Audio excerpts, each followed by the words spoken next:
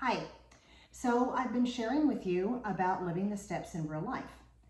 Lastly, I shared my step 4 moment in recognizing how I saw my faults come to life in my daughter, and I stepped in to circumvent those and her behavior and make it a teaching moment.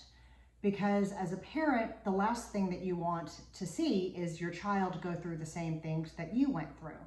So when I saw her start to exhibit those character defects that I have that are probably hereditary, I wanted to step in and deflect her, change her path so that in the end, she's not going to be living with them as strongly or remarkably as I've had to. That's what we all want for our kids. And in that moment, I will say it was very interesting to see my character defects in my child in front of me being acted out.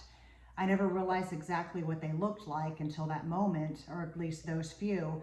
And it's not a pretty thing. And it's definitely something that makes you think about lifting those defects off of you, lifting the weight off of you that goes with them. My step 5 moment, if you don't mind, I'm going to keep to myself.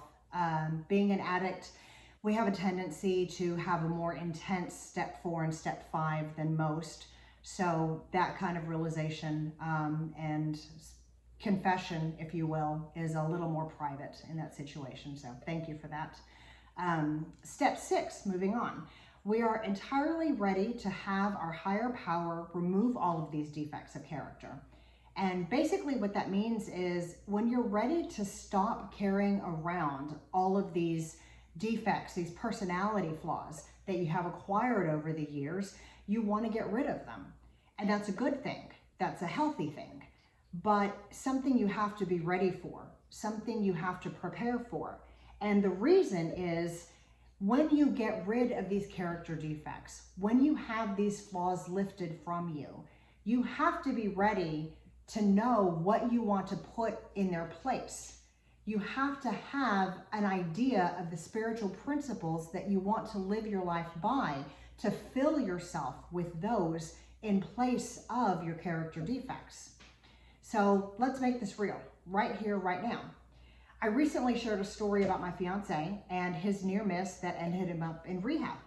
And that's a great story. He lifted himself out of that situation by himself and took the steps necessary to avert a relapse. And that's a great thing.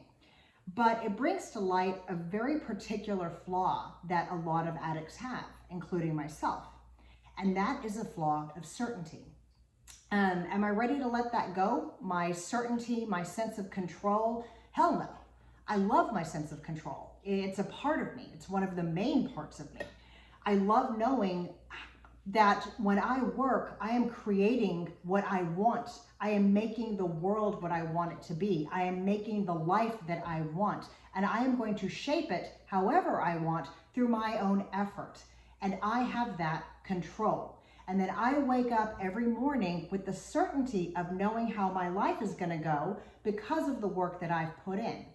That certainty is comfort. That certainty is soft. It's warm, it's inviting, because I don't have to carry any fears from one day to the next because I own my world and I have made it that way.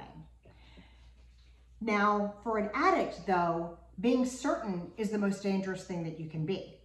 The addict that tells you they will never relapse is the scariest one of all. And one would think that after 20 years, I could say that. But you don't know me.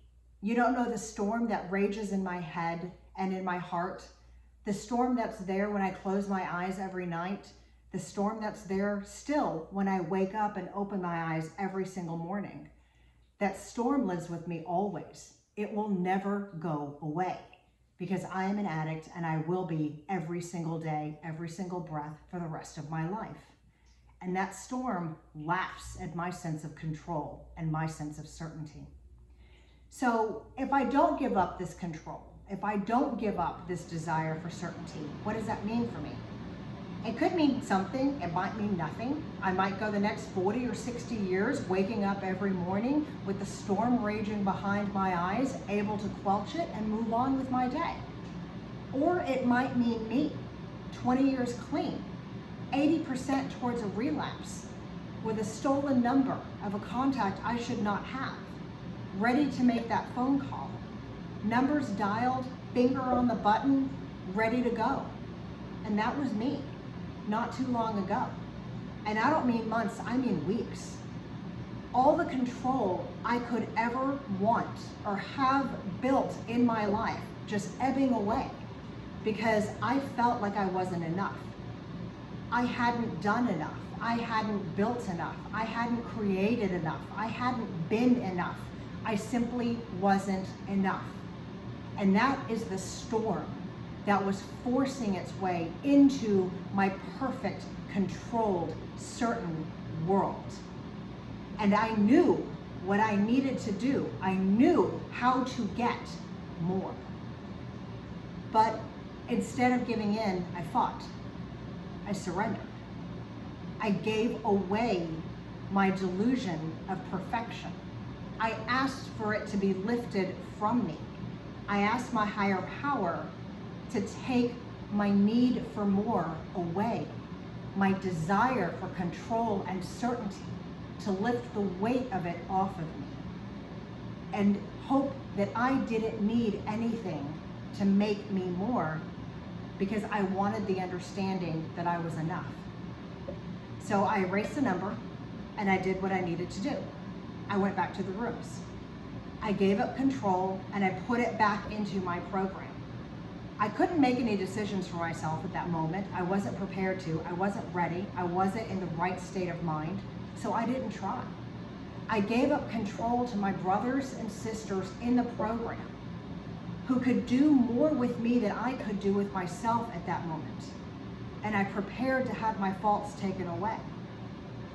And in that meeting, and the ones to follow, I had my faults listed. And I know that's step 7, but it's kind of a part of this story too.